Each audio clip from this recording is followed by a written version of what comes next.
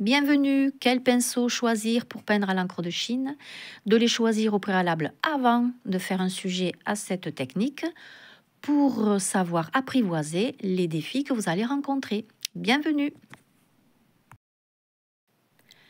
Comme l'encre de Chine est la cousine de l'aquarelle, je vais utiliser le pinceau de la même façon que je l'utilise pour l'aquarelle et commencer à mouiller mon espace de papier et déposer l'encre de Chine par-dessus.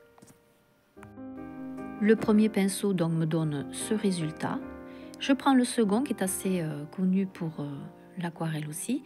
Je l'utiliserai exclusivement pour l'encre de Chine et j'ai donc préparé 3 bocaux d'eau sur mon côté droit. Un pour nettoyer le pinceau. Celui du milieu possède un peu d'encre de Chine et un peu d'eau. Et le dernier en bas, encre de Chine pure. Les pinceaux ont la particularité de pomper et de dégorger. Donc je découvre même avec celui-là nouveau, le pinceau bambou, s'il va me rendre autant de services que j'ai avec les autres dont j'ai l'habitude pour peindre à l'encre de Chine comme je le fais à l'aquarelle.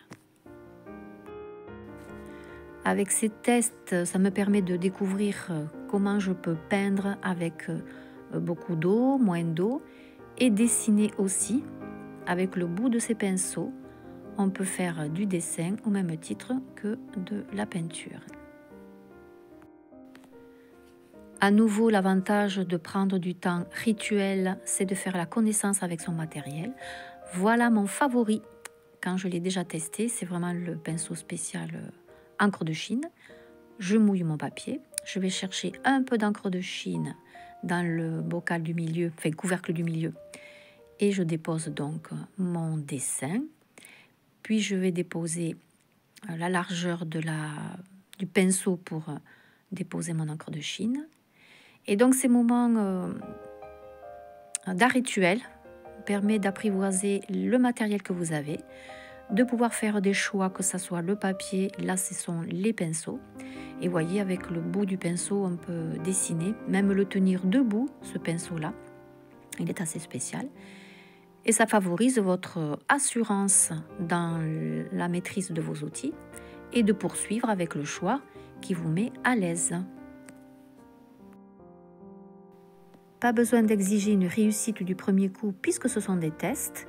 Vous faites donc des expériences et vous choisissez avec le bout du pinceau de dessiner ou d'étaler votre encre de Chine ou votre peinture pour avancer dans votre future œuvre qui sera plus facile à aborder puisque vos tests ont pu vous donner quelques résultats. L'avantage de ce petit pinceau bambou, c'est qu'en le couchant, j'étale mon encre de Chine de façon aisée. Et avec le petit bout, donc le bout du pinceau, on dessine. C'est vraiment la particularité de ces pinceaux. Pour l'aquarelle, c'est pareil, mais là, on est à l'encre de Chine. On dessine et on peint en fonction de nos projets. Donc, ça nous donne une palette de possibilités que nous choisirons ou pas, en fonction du projet que vous avez quand vous aurez fini vos tests. Et ce moment de rituel vous permet de gagner du temps, de vous faire du bien en même temps et de poursuivre cet exercice et cette expérience.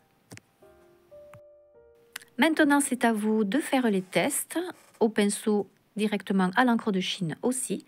Je vous remercie de l'écoute. Je vous laisse me mettre en commentaire ce que vous avez rencontré comme défi et plaisir.